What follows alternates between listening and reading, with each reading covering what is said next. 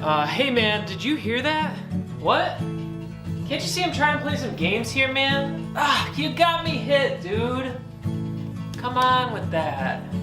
Yes, but you do that all the time. You literally cannot tell me you didn't hear that screaming just a minute ago.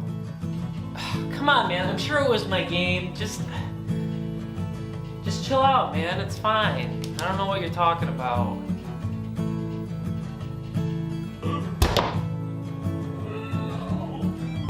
Wait, did you hear that? I told you! Oh, it's time to gear up. Only a fool messes with a samurai. Where the heck did I...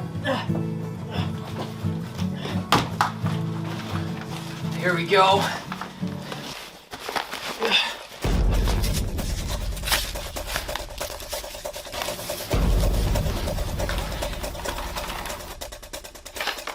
All right, let's do this.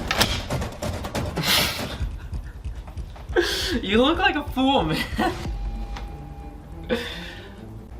Whatever. After you.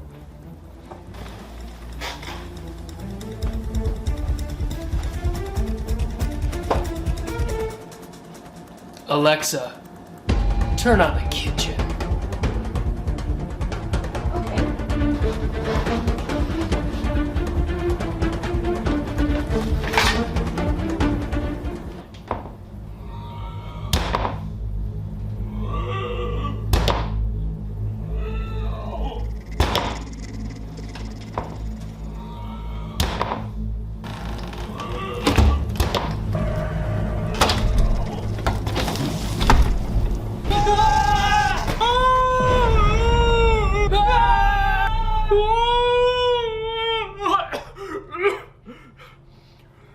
Do you guys want to play some games? Sure. What did you have in mind?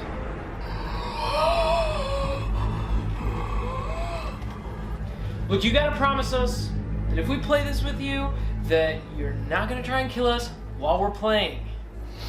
Oh yeah. I promise I won't eat all that tasty flesh. What did you just say? Oh, nothing about we play those games.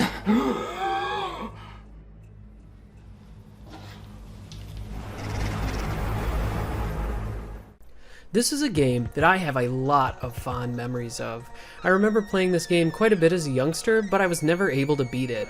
And I've played it quite a few times after that over the years, but I was never able to complete it. It's safe to say that although this game is easy to pick up and also has some awesome arcade-style action, it is a very tough game.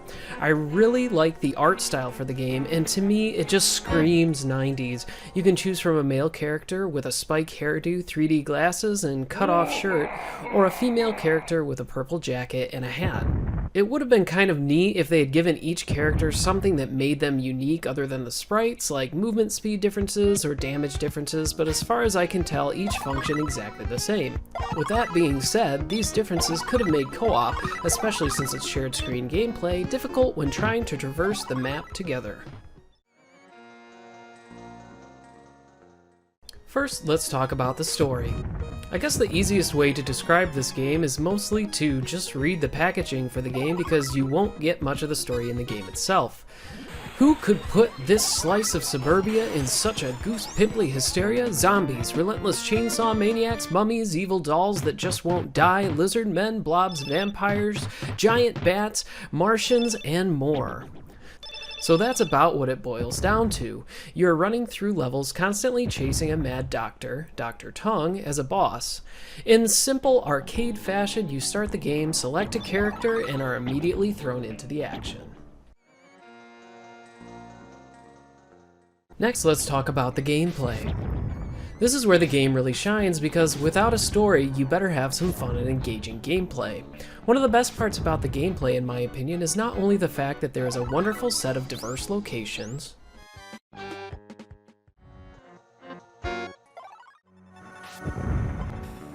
or the multitude of different weapons and items, but the fact that they kept the gameplay simple so you can jump in and start having fun right away. This game definitely feels like it was intended to be played as a co-op adventure, although in reality playing with more than one person can make the whole experience more difficult. This is mainly because you have to share resources, and this fact can be very costly if your partner dies with half of the items that you need to survive, or if you are playing with someone who wants to take all the items and leave you defenseless. Between the Genesis, or Mega Drive if you're anywhere other than the US, and the Super Nintendo, or Super Famicom, the game feels mostly the same, but I have to say there's something to me that at least feels better about the Super Nintendo version.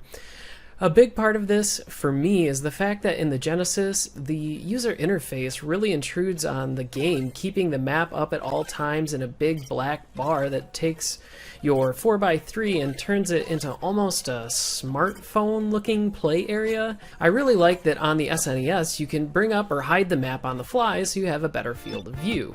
This is just a personal preference, but to me it makes a large difference. One thing I will say is that the game gets extremely difficult the farther you get into the game, which can be great for a challenge, but can make the game very difficult to complete. Next, let's talk about the music and sound. The music and sounds for this game absolutely rock. Whenever I play this game, I usually have the tunes from it stuck in my head because they're just so darn catchy. And the is just so satisfying. Between the SNES and the Genesis really falls behind, and the sound and music when compared to the SNES, I can only describe as, well, gross. For full effect, let's listen to both versions for a few moments.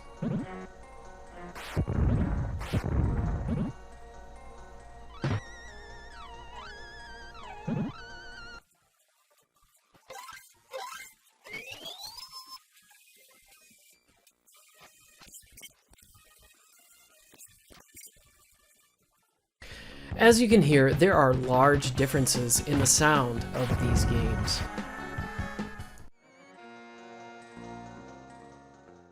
Next, let's talk about the graphics. As far as the graphics go, in my opinion, if this was a competition, this round would also go to the SNES. Everything just looks so much more crisp and clean, and the animations are just hands down better for the SNES version of this game. Differences aside, I love the aesthetics of this game and its vibes that harken back to the days of the original zombie and monster movies. The cover of both versions of this game show that very well. Each stage opens with a mini movie introduction, which is usually some kind of pun or pop culture reference, which for me is something that I very much appreciate and enjoy. And there are also some really cool blood running down the screen effects when you die. I'm assuming this is because Nintendo generally tries to be family friendly, but on the death screen on the SNES, the blood that runs down is purple, whereas on the Genesis you get that rich red blood.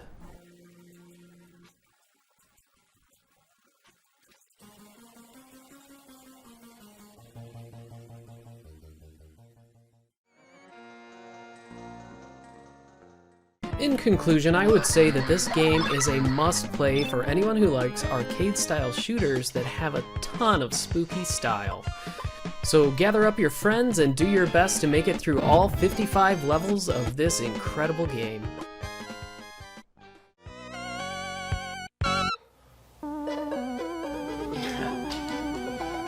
Oh man, I thought you said you were gonna be good! Ah!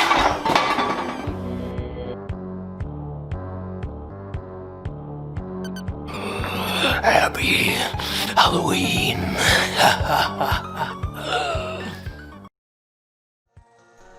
Thank you for watching the Halloween edition of Paintbrush Samurai Reviews. If you liked this episode, please remember to like and subscribe, and we will see you in the next one.